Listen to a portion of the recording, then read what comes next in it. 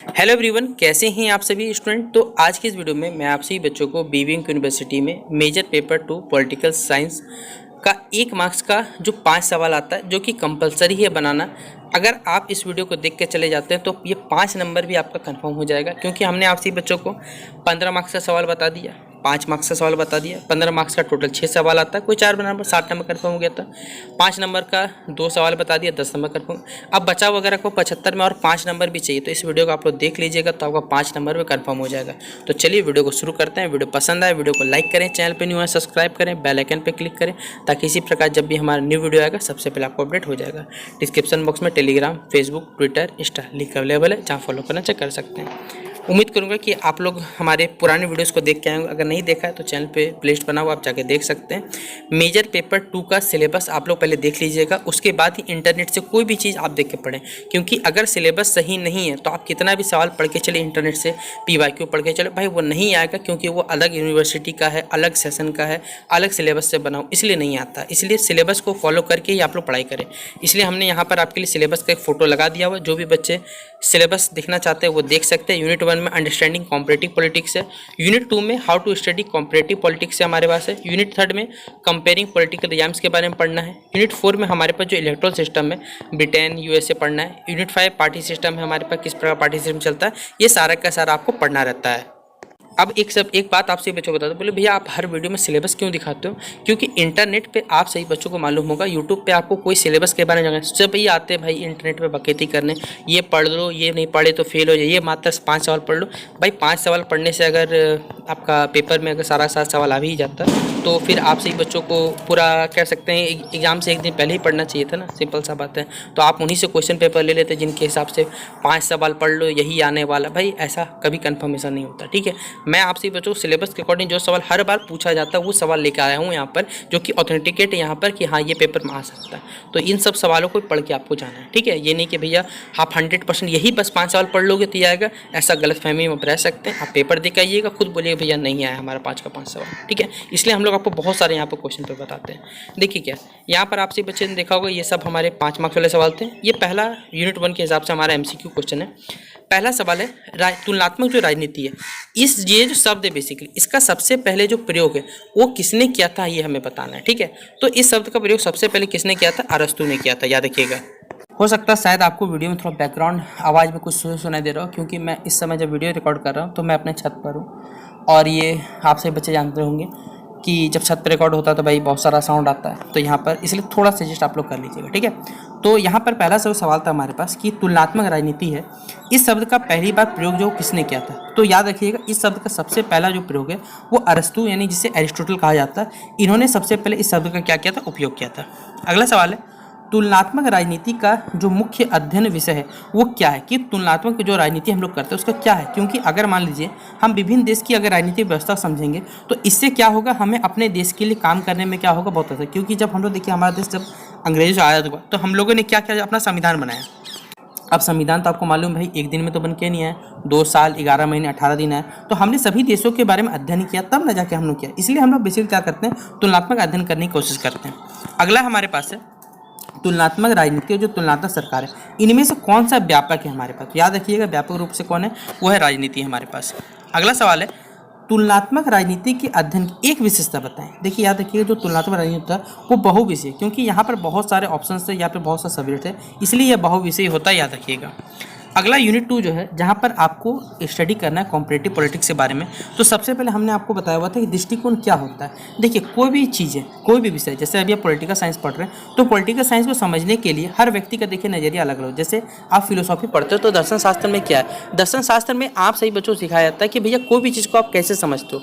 जैसे political science में दृष्टिकोण क्या होता है कोई चीज़ के प्रति, जैसे अभी मैं पढ़ा रहा हूँ तो हो सकता है किसी बच्चे को ये बहुत अच्छा लग रहा हो, किसी बच्चे को लग रहा हो कि भाई बहुत बुरा हो सकता है, ठीक है। क्यों? क्योंकि हर व्यक्ति का दृष्टिकोण क्या है, किसी चीज़ समझने का परखने का नजरिया जो होता है वो अलग होता है। इसलिए यहाँ पर दृष्टिकोण मतलब होता है कि किसी विषय को समझने और विश्लेषण करने की जो पद्धति होती है उसे हम क्या कहते हैं, दृष्टिकोण कहा जाता है।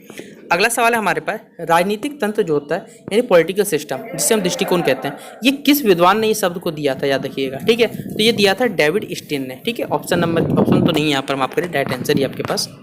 अगला है हमारे पास जो संस्थागतवाद होता है यानी इंस्टीट्यूशनलिज्म जिसे कहते हैं, इसका मुख्य केंद्र क्या था। तो याद देखिए जितना भी देखिए संस्थागत वो था जो संवैधानिक संस्थाएं थी उन्हें कहा जाता था, और नव संस्थागत जो बेसिकली क्या है संस्था और समाज के जो पारस्परिक संबंध को दिखाता है वो क्या था, नव संस्थागतवाद था। अगला हमारे पास सवाल है कि जो राजनीतिक जो संस्कृति होती है यानी जो पॉलिटिकल कल्चर होता है उसकी अवधारणा किसने दी थी। राजनीतिक जो संस्कृति अवधारणा है तो ये अवधारणा दी थी गैब्रियल आलमांड और जो सिडनी बर्बे थे उन्होंने ये दिया था, याद रखिएगा, ठीक है। अगला हमारे पास है कि राजनीतिक विकास जो बोला गया कि राजनीतिक विकास यानी पॉलिटिकल डेवलपमेंट की एक विशेषता बताई। तो इसकी क्या विशेषता है, ये समाज को क्या करता है, आधुनिकीकरण में क्या करता है, हेल्प करता है हमारे पास। तो समाज का आधुनिकीकरण क्या हो जाएगा, मॉडर्नाइजेशन क्या हो जाएगा, इसका राइट आंसर हो जाएगा। अगला सवाल है यूनिट 3 में आपसे पूछा हुआ है कंपेयरिंग पॉलिटिकल रेजाइम से, जिसमें रेजाइम मतलब क्या होता है, रेजाइम मतलब होता है शासन। तो शासन मतलब क्या होता है हमारे पास, तो एक प्रकार का पद्धति जिस पे लोग काम करते हैं, इस यहाँ लिखा हुआ शासन की व्यवस्था या पद्धति को हम लोग कहते हैं, ठीक है। लोकतंत्र के दो मॉडल क्या है, जिसमें एक होता है प्रत्यक्ष लोकतंत्र हो गया और एक हो गया हमारे पास प्रातिनिधिक लोकतंत्र हो गया। दो प्रकार के मॉडल होते हैं, एक प्रत्यक्ष और एक क्या हो जाएगा प्रातिनिधिक लोकतंत्र है हमारे पास। अगला सवाल है क्वेश्चन नंबर 3 जो हमारे पास है उसमें है तीसरी लोकतांत्रिक सरकार यानी थर्ड वेव ऑफ डेमोक्रेसी, ये जो शब्द है वो किसने दिया था, याद रखिएगा। तो सैमुअल हंटिंगटन ने क्या किया था, ये जो थर्ड वेव ऑफ डेमोक्रेसी है ये शब्द उन्होंने दिया था। हमने आपको बताया हुआ अरब स्प्रिंग बोला था कि अरब स्प्रिंग से देखिए पेपर में भर भर के सवाल आता है। तो अरब स्प्रिंग जो है किस महाद्वीप से जुड़ा हुआ है, याद रखिएगा जो पश्चिमी एशिया है और जो उत्तरी अफ्रीका है इन देशों से क्या है अरब स्प्रिंग जुड़ा हुआ है। सोवियत संघ हमने आपको पहले बताया हुआ था कि सोवियत संघ का विघटन यानी जो टूटा कब था, वर्ष 1991 में क्या हुआ था, सोवियत संघ का विघटन हुआ था। यूनिट 4 में क्या था, इलेक्टोरल सिस्टम के बारे में। तो प्रतिनिधित्व शब्द का क्या अर्थ होता है, मतलब जनता के विचारों को शासन में क्या करना, स्थान देना, ये क्या कहलाता है, प्रतिनिधित्व कहलाता है। ये बात आपको मालूम होगी। फिर अगला है भारत में कौन सी चुनावी प्रणाली जो है अपनाई गई थी। तो याद रखिएगा FPTTP यानी प्रथम पास द पोस्ट प्रणाली यहाँ पर भारत के द्वारा अपनाई गई थी। अगला क्वेश्चन है अनुपातिक प्रतिनिधित्व प्रणाली का मुख्य लाभ क्या होता है। इससे देखिए होता क्या है, जो अल्पसंख्यक है उनको उचित प्रतिनिधित्व मिलता है यानी उनको सही स्थान मिलता है। फिर अमेरिका में राष्ट्रपति का चुनाव किस पद्धति से होता है, आपको मालूम होगा। इसमें जो सिस्टम चलता है वो होता है इलेक्टोरल कॉलेज प्रणाली होता है, उस सिस्टम से यहाँ पर वोटिंग होता है। फिर एक व्यक्ति एक वोट एक मूल्य, ये सिद्धांत जो किससे जुड़ा हुआ है, आप खुद बताइए। इस सिद्धांत के मतलब यूनिवर्सल आइडेंटिटी मतलब हर एक आदमी का एक वोट होगा, एक मूल्य होगा हमारे पास। ये लोकतांत्रिक चुनाव प्रणाली का क्या होता है, एक हमारे पास इससे जुड़ा हुआ रहता है। यूनिट 5 में पार्टी सिस्टम है। तो आपको पता है कि भारत में जो हमारा पार्टी सिस्टम है यानी जो हमारे भारत में कैसा पार्टी सिस्टम, भैया बहुत सारे दल है हमारे पास, तो ये बहुदलीय प्रणाली सिस्टम होता है।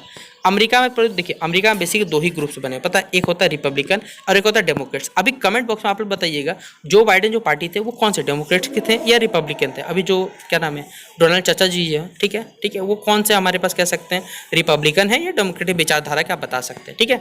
अगला क्वेश्चन है ब्रिटेन की दल प्रणाली किस प्रकार की होती है। तो वहाँ पर द्विदलीय मल्टी पार्टी क्या चलता है, ये सिस्टम चलता है यहाँ पर, ठीक है। अगला है राजनीतिक संचार का मुख्य साधन क्या होता है। तो राजनीतिक संचार का मुख्य साधन क्या हमारे पास है, वो है सोशल मीडिया, जिसे हम लोग मीडिया के नाम से भी कह सकते हैं।